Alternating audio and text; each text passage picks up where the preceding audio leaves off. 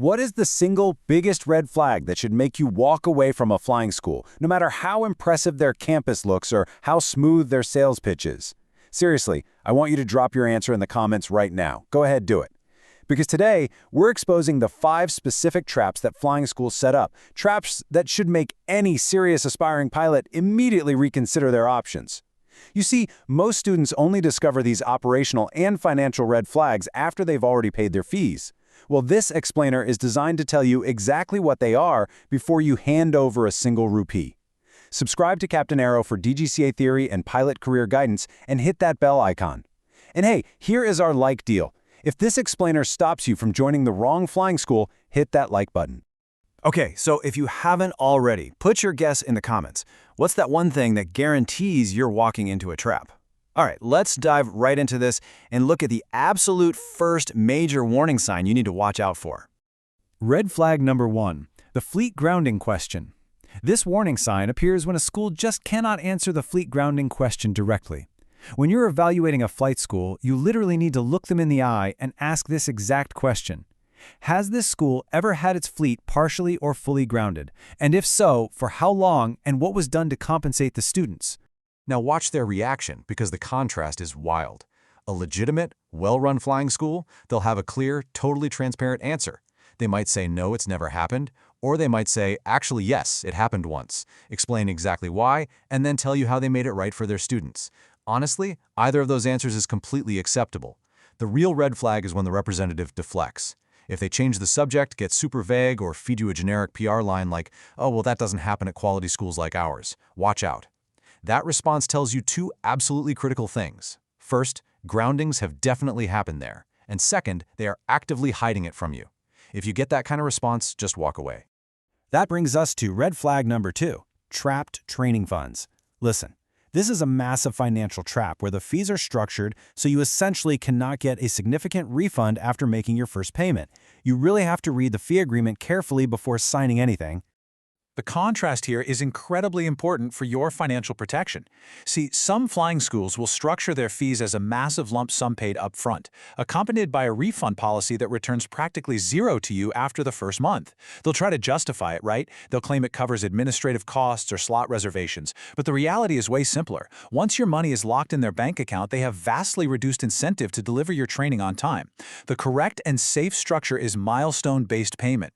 This is where you pay for a block of hours or a phase of training, you finish it, and only then do you pay for the next phase. If a school insists on full payment up front and offers minimal refund protection, that structure strictly benefits them, not you. It's a huge warning sign. All right, quick pause. We're at the midpoint of this explainer, so I really want to hear from you. If you have already joined a flying school, which of these first 2 red flags did your school actually have? And if you're still in the research phase, which of these are you most likely to ask about at your next visit? Drop your answers in the comments right now.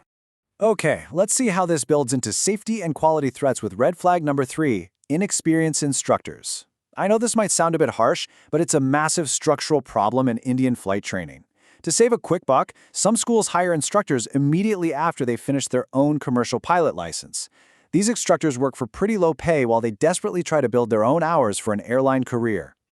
Now look, there is absolutely nothing wrong with an instructor who's building hours. We all start somewhere, but let's look at your side of the equation. You're risking a massive financial investment for your commercial pilot training. We're often talking upwards of 50 lakhs here.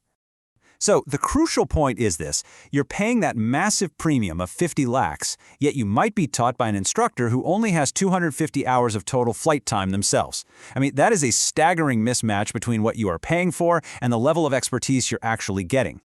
To protect yourself, you've got to ask these specific questions. How many hours does each instructor have in total? How many hours do they have on the specific aircraft type? What is the minimum hours requirement for instructors to even get hired at this school? And critically, this is a big one, ask about the instructor-student ratio.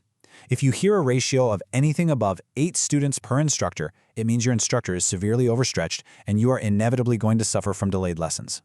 Next up, red flag number 4, unverifiable placements. This is honestly one of the most common sales tactics out there, where schools make grand, totally unverifiable promises about your future airline career just to close the sale. You know the pitch. You've probably heard marketing statements exactly like this one.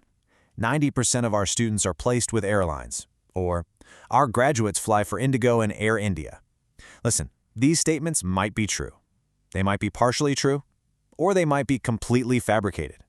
The only way to know for sure is to verify them using this exact method. First, ask the school for a verifiable list, names, airlines, and the years they graduated. Second, take that list and cross-reference those names on LinkedIn.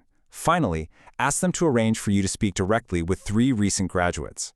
If the school suddenly gets super defensive and says, "Oh, we can't share names for privacy reasons," that is a massive red flag. A school that can't connect you with any recently placed graduates simply has no placed graduates to connect you with. Period. Which brings us to red flag number 5, hidden maintenance records. And guys, this is arguably the most dangerous warning sign of them all, because it directly concerns the aircraft you will actually be flying in. I want to be crystal clear about this. The physical age of a training aircraft is not a red flag on its own. A well-maintained older aircraft is fundamentally safer than a poorly maintained brand new one. The real threat to your life is when the school has a poor maintenance culture. If a school is reluctant to show you maintenance records, or if their planes consistently have snags noted in the technical log that are just deferred and not resolved before the next flight, you're in danger. Student pilots should never routinely fly on aircraft with deferred maintenance items. So here's the ultimate maintenance test you must perform before you sign a single piece of paper. Just ask to see the technical log of one aircraft. That's it, just one. And then watch the reaction closely. Their reaction to this single, simple request will tell you absolutely everything you need to know about their safety culture. If they hesitate, get defensive, or flat out refuse, walk out the door. How to choose wisely. I know, looking at all these red flags, finding the right school might feel a bit overwhelming right now. But I really want to reassure you, legitimate, high-quality, safe flying schools absolutely do exist. You just need to know how to filter out the bad ones to find them. And that's exactly what this playbook is for. Seriously, take a screenshot of this checklist right now and bring it with you. Visit multiple schools and ask every single one of them these 5 things. How transparent are they about their fleet grounding history? Do they offer milestone-based payments? What are their instructor hours and ratios? Can they provide verifiable LinkedIn placements? And will they open up their technical logs to you? The school that answers all 5 of these questions with total transparency and backs it up with hard evidence is the school that actually deserves your time, your money, and your trust. Now that you're armed with the right questions to ask, I want to hear from those of you who have been out there touring schools. After hearing all 5 of these warnings, which red flag do you think is the most commonly found at Indian flying schools right now? Tell me in the comments below. Real answers from people with direct experience are especially welcome here. And remember our deal, if this explainer gave you the exact questions you needed to protect yourself and find the right school, hit that like button right now. Stand your ground, ask the tough questions, and fly safe.